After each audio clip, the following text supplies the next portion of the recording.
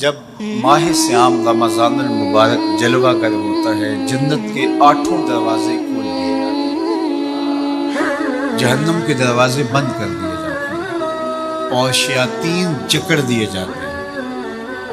اللہ جل شانہ اس موسم رحمت میں خاص عنایات اپنے بندوں پر فرماتا ہے۔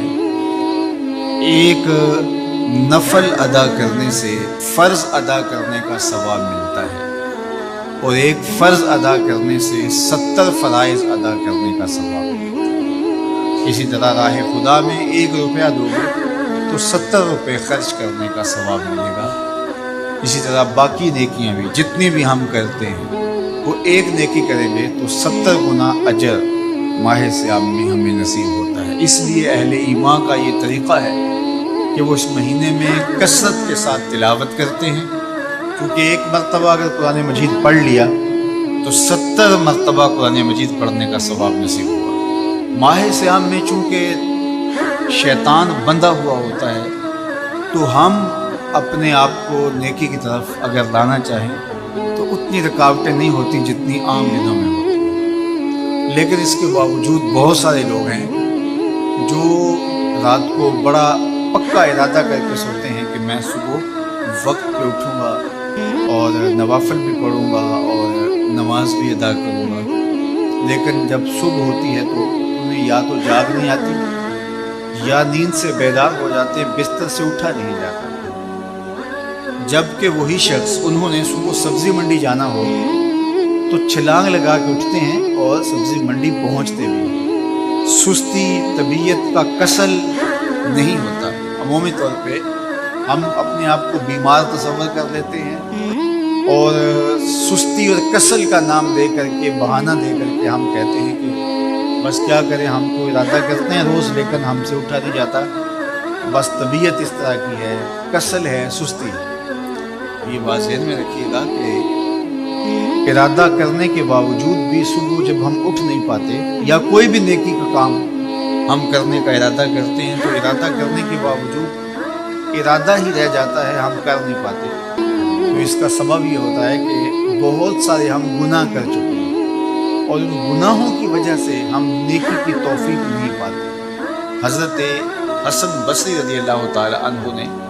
یہی وجہ اس کی بیان فرمائی۔ تو اس کا بہترین طریقہ یہ ہے کہ توبہ کی جائے اور توبہ بھی سچے دل سے کی جائے، رو رو کے اللہ سے گناہوں کی معافی مانگی جائے، اور سچے دل سے جب توبہ کی جائے تو پھر سارے گناہ نہ صرف مٹا دیے جاتے ہیں بلکہ ان کو بدل کے نیکیوں میں تبدیل کر دیا جاتا ہے۔ تو ماہ سیام کے اندر پختہ عزم کریں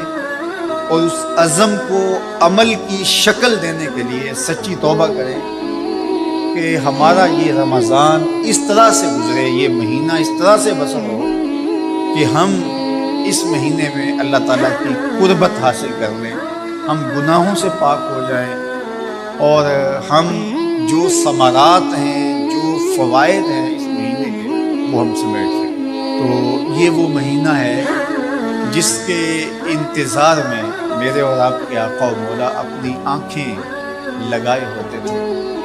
اور دن گن گن کے وقت گزارتے تھے کہ ماہ سیام آ رہا ہے۔ تو اس مہینے کا عزت کے ساتھ، تکریم کے ساتھ، اعزاز کے ساتھ استقبال کرو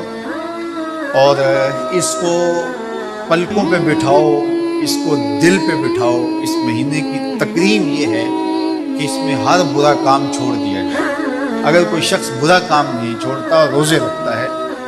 تو میرے اور آپ کے آقا و مولا کا ایک فرمان سن لیجیے، من لم یدع قول الزور والعمل بہ فلیس للہ حاجۃ فی ان یدع طعامہ وشرابہ۔ فرمایا کہ جو جھوٹ اور برے کام نہیں چھوڑتا، اس کے بھوکا اور پیاسا رہنے کی اللہ کو کوئی ضرورت نہیں ہے۔ تو روزہ خوراک بچاؤ مہم نہیں ہے جو چلائی جاتی ہے، بلکہ یہ تزکیہ نفس کا موسم ہے، باطن کی صفائی کا موسم ہے، اور باطن کی صفائی نہیں ہوتی جب تک ہم کوشش کریں۔ آپ کے بدن پہ بہت ساری میل چڑھی ہوئی ہے اور جمی ہوئی ہے بدن کے ایک ایک عضو پہ میل، تو آپ پانی میں چھلانگ لگا کے باہر بھی آ جاتے ہیں تو میل نہیں اترتی،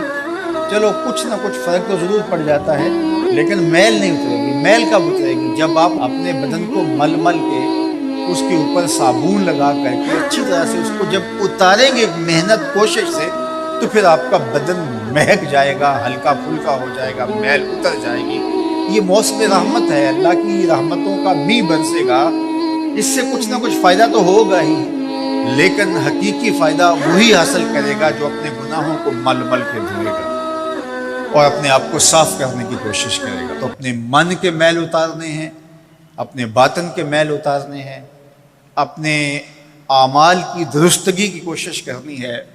صلاۃ التراویح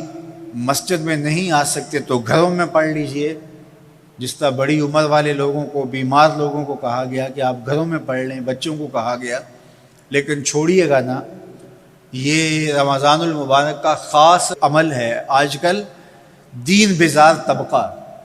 مختلف جگہوں پہ بیٹھ کے مسجد پر، مدرسے پر، تراویح پر، ان چیزوں پر تبصرہ کر رہا ہے اور اتنا ہلکا ثابت کرنا چاہ رہا ہے ان امور کو، جس طرح یہ چیزیں ہوتی کچھ نہیں ہیں، جبکہ ماہ صیام کے قیام پر میرے اور آپ کے آقا مولا نے بشارت دیتے ہوئے فرمایا، من قام رمضان ایمانا و احتسابا غفر لہ ما تقدم من ذنبہ، جس نے رمضان المبارک کی راتوں میں قیام کیا ایمان اور محاسبہ نفس کے ساتھ، اللہ اس کے پچھلے سارے گناہ معاف فرما دیتا ہے۔ یہ بہت بڑی دولت ہے، تو اس دولت کو ضرور سمیٹیے گا، ضرور حاصل کیجئے گا، من کی ستھرائی، عفت اور پاکیزگی کا ساماں کیجئے گا۔